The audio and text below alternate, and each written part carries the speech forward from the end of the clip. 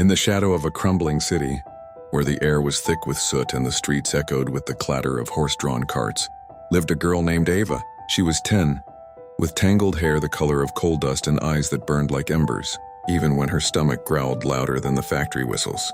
Orphaned at 5, when a fever swept through the tenements and took her parents, Ava had learned to survive on scraps and cunning. The orphanage was a cold, gray place, its walls stained with neglect, where the matron's whip was quicker than her kindness.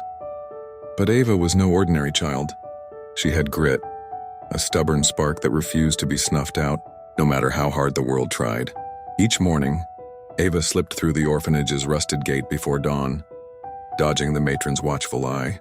She scavenged the streets, collecting bits of wire, broken gears, and discarded coal from the factories that loomed over the city like iron giants. Her small hands were deft, piecing together trinkets from the junk. Tiny mechanical birds that fluttered for a moment before breaking, or wind-up toys that limped along the cobblestones. She sold them for pennies to street vendors, who marveled at her knack for turning trash into treasure. "You've got a tinker's heart, girl," one old vendor told her, tossing her an extra coin. Ava didn't smile, but she tucked the coin away, dreaming of a day when pennies might become pounds. School was a luxury she couldn't afford, but Ava taught herself to read from tattered newspapers and stolen books.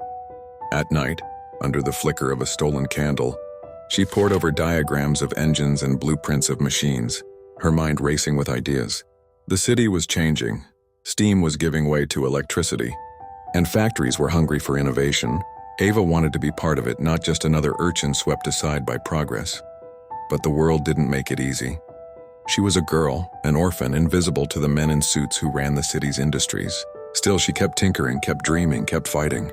At 14, Ava's life took a turn. She'd built a small steam-powered contraption, a self-winding clock that could run for days without coal.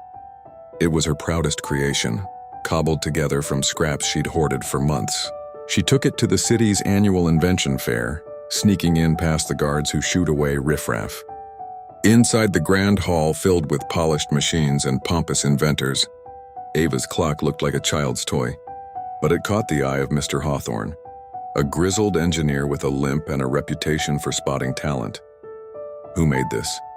he barked, holding up her clock. Ava stepped forward, chin high, expecting scorn.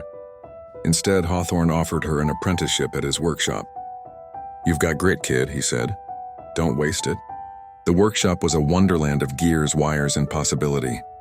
Ava worked harder than anyone, arriving before sunrise to sweep floors and staying late to experiment with circuits. The other apprentices, all boys from wealthier families, mocked her patched clothes and calloused hands.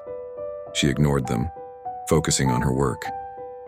Hawthorne saw her potential but pushed her harder than the others, knowing the world would be unforgiving. "Talent's only half the game," he'd say. "The rest is proving you belong." Ava proved it. She designed a compact generator that could power a whole factory floor, earning Hawthorne's respect and a small wage.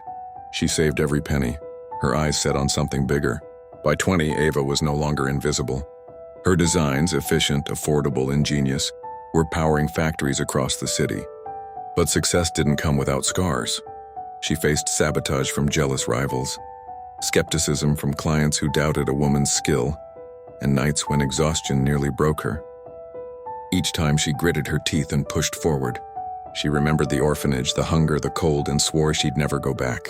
At 25, she founded her own company, Ava Innovations, in a rented warehouse. Her first product, a portable electric lamp for workers, sold out in days. The city took notice. So did the world. By 30, Ava was a name whispered in boardrooms and celebrated in newspapers. Her company employed hundreds, many of them orphans she'd trained herself, giving them the chance she'd fought for. She built schools for the city's poorest children, ensuring they'd never have to steal books like she did. Her factories ran on her own inventions, cleaner and more efficient than any before. Yet she never forgot the streets that raised her. She walked them often, her fine coat a stark contrast to the urchin she'd been, handing out coins and tools to kids with ember-bright eyes. Ava's success wasn't just in her wealth or fame. It was in the fire that never went out, the grit that turned a starving orphan into a woman who changed the world. She stood at her office window one evening, watching the city glow with electric light, her light.